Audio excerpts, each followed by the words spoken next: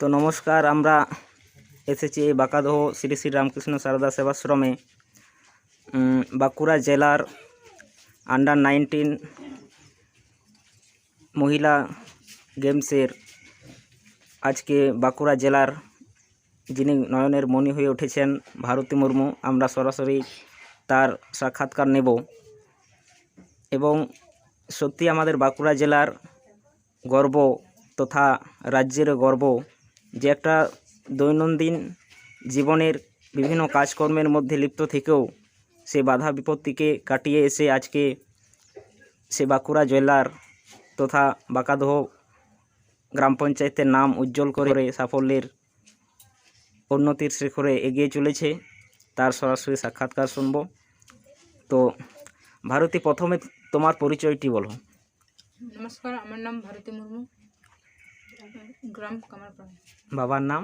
বিজয় মুর্মু। মায়ের নাম? সুমি মুর্মু। তো আজকে যে তুমি এত তোমার সাফল্য আজকে চারিদিকে তোমার নাম চারিদিকে ছড়িয়ে পড়েছে, এতে তুমি কতটা খুশি হচ্ছ? অনেকটাই খুশি হয়েছে যে খেলতে পারছে, মানে সবাই বলছে যে ভারতী ভালো খেলছে। আচ্ছা, তোমার কোচের নাম? গোরারি। আচ্ছা, তুমি যে ন্যাশনাল টিমে চান্স পেয়েছো বাংলার হয়ে, বাংলা দলের হয়ে, তো সেখানে তোমরা কত তারিখে যাবে ওখানে? আমরা 3 তারিখে যাচ্ছি। আচ্ছা, কোথায় খেলাটা হবে? ওটা বলেনি এখনো। পাঞ্জাব। পাঞ্জাব। আচ্ছা, তুমি খেলাতে কোন পজিশনে খেলছো এখন? স্টপার। স্টপারে। আগের যে সমস্ত খেলাগুলি তুমি খেললে সেখানে কটা গোল করেছিলে? আমি বাঁকুড়া জেলার খেলাতে আমি একটা গোল করেছিলাম, আলিপুরদুয়ারে। আচ্ছা, আর তোমাদের এই বাঁকুড়া জেলা থেকে কতজন যাচ্ছে? আমরা বাঁকুড়া জেলা 3 জন যাচ্ছি। আচ্ছা, নামগুলো জানো? হ্যাঁ। কি কি নাম? বৃষ্টি সাঁতরা, আর বৃষ্টির বাড়ি হচ্ছে কোতলপুর। আচ্ছা, আর একজন? আরেকজনের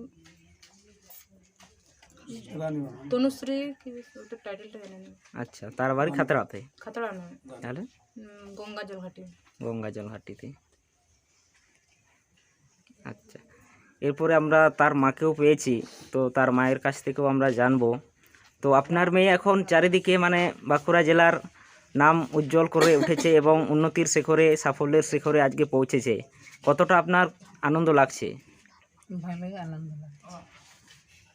আচ্ছা, আর কতটা সাপোর্ট করছো? আজকে ন্যাশনাল গেমসে খেলতে যাচ্ছে এবং বাংলার দলের হয়ে প্রতিনিধিত্ব করবে, এতে আপনি কতটা খুশি হচ্ছেন এবং কতটা সাপোর্ট দিচ্ছেন, মানে কতটা তাকে সহযোগিতা দিচ্ছেন যে আমার মেয়ে খেলতে যাক, এটা আপনারা কতটা সহযোগিতা করছেন তাকে?